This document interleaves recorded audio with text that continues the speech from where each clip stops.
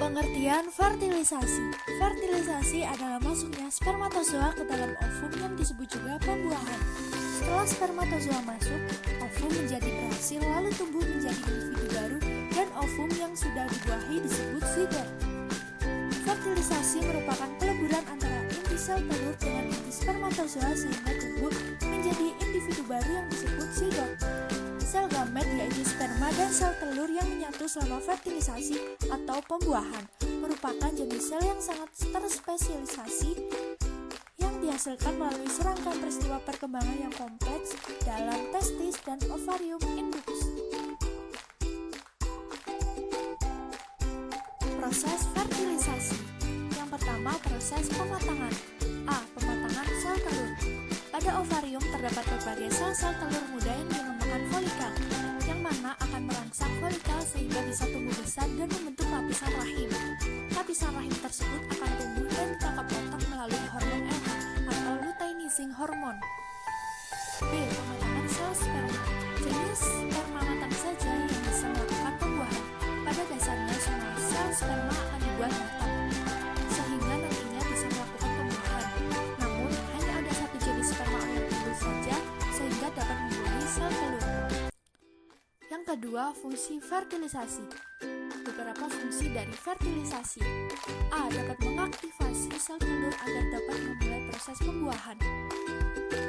B. Dapat menurunkan materi genetik dari pihak jantan ke pihak betina pada anak.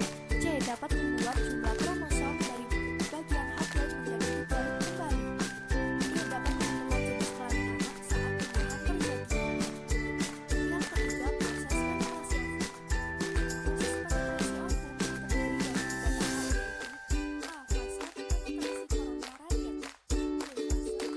B. Fase penetrasi zona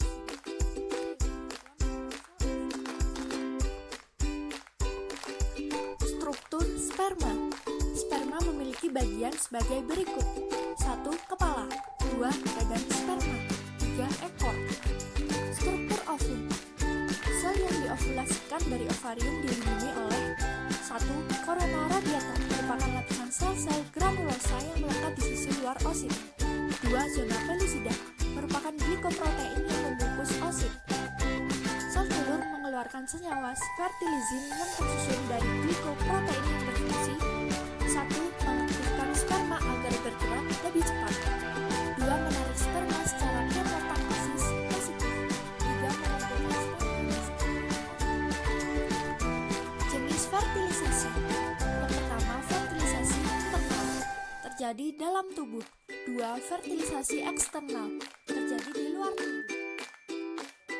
Perjalanan gamet ke tempat pembuahan spermatozoa menempuh perjalanan 3 tahap, yaitu yang pertama dalam tubuh jantan, yang kedua di luar tubuh jantan, yang ketiga dalam tubuh betina.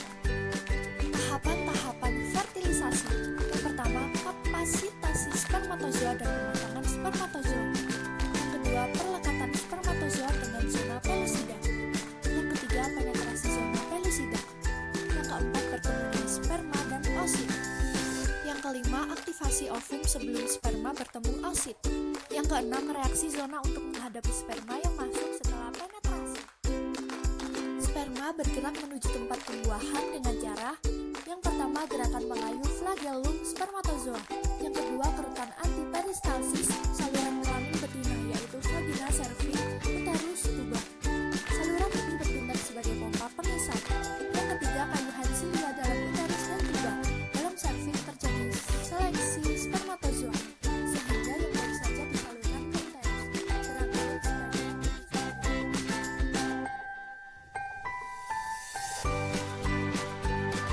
Kecepatan sperma dalam tubuh betina. Rata-rata perjalanan sperma itu beberapa puluh menit untuk sampai di tempat pembuahan.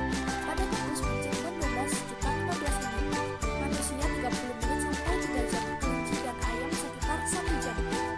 Bagi yang membuahi di ovarium, perjalanan spermatozoid dari infundibulum sampai ke sana memakan waktu hanya beberapa menit.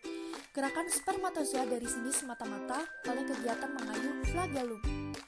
Tapi, pada beberapa hewan, rongga peritoneum juga dilapisi epitel bersilia yang dikira berfungsi untuk menangkap spermatozoa. Kegiatan gamet untuk membuahi. Ovum mengeluarkan ginogenom yang terdiri dari fertilizin dan zat penelur. Spermatozoa mengeluarkan androgemon terdiri dari yang pertama hyaluronidas, 2 antifertilisasi, 3 akrosin, 4 zat penelur. Jauh perjalanan sperma ke ovum bergantung kepada tempat pembuahan. Dibagi atas 3 daerah, yaitu yang pertama perjalanan lewat peritoneum, yang kedua lewat oviduct atau tuba, yang ketiga keluar tubuh. Penetrasi sperma. Oosit sekunder mengeluarkan fertilizin untuk menarik sperma agar mendekatinya. Sperma harus menembus lapisan-lapisan yang mengelilingi oosit sekunder dengan cara mengeluarkan enzim hyaluronidas untuk melarikan senyawa hyaluronik pada korona radiata, lalu mengeluarkan akrosin untuk menghancurkan glikoprotein pada zona pelusida dan antifertilizin agar dapat menekan pada proses masuknya spermatozoa dalam sel ovum. Terjadinya penetrasi pada saat ovum dalam tahap meiosis 1 atau oosit primer, sehingga ketika ada satu sperma yang dapat masuk ke dalam sel telur tidak langsung membuahi, tetapi berhenti dulu sampai sel telur itu matang. Selanjutnya kepala sperma, badan pola 1 dan pembelahan pematangan 1 sehingga terjadi meiosis 1. Pada meiosis 1 antara ovum dan membran fertilisasi terdapat celah yang sempit atau rongga perivitalin yang berisi cairan yang kemudian merembes keluar dari sel telur, sehingga sel telur sedikit susut dan terbentuk rongga perivitalin. Setelah ekor giat bergerak untuk mendorong spermatozoa. Masuknya inti spermatozoa ke dalam plasma ada yang mengamati, ialah dengan ditelan oleh ovum. Ada pula karena dorongan dari spermatozoa sendiri. Sampai ke plasma kromatin.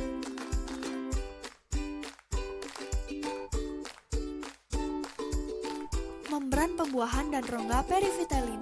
Setelah spermatozoa masuk ovum, membran telur atau oblema kemudian terlepas dari ovum membentuk membran pembuahan. Antara telur dan membran pembuahan ada celah sempit disebut rongga perivitalin, berisi cairan yang merembes dari telur sendiri. Proses di sel telur.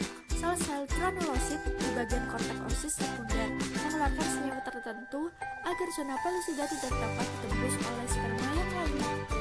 Penetrasi sperma akan merangsang sel telur untuk menyelesaikan proses meiosis 2 yang menghasilkan jabatan polar dan satu ovum atau inti oosit sekunder. Setelah penetrasi, setelah sperma memasuki oosit sekunder, inti atau nukleus pada kepala sperma akan membesar dan ekor sperma akan bergenerasi. Penggabungan inti. Terjadi penggabungan inti sperma yang mengandung 23 kromosom atau haploid dengan inti ovum yang mengandung 23. Perubahan setelah pembuahan. Banyak terjadi pembuahan pada zigot setelah spermatozoa masuk dan karyogami berlangsung. Yang pertama, metabolisme meningkat hebat. Yang kedua, oplasma kian kental sampai agaja. Yang ketiga, organel untuk sintesa protein ulang disiapkan dan bekerja. Akibat pembuahan. Dengan terjadinya pembuahan berakibat yang pertama, telur giat tumbuh. Yang kedua, tertentukan jenis kelamin bakal embrio. Yang ketiga, beberapa perubahan abnormal: polispermia, poliandri, polygeny, ginogenesis, androgenesis. Penyakit yang mengganggu fertilisasi, human papillomavirus atau HPV.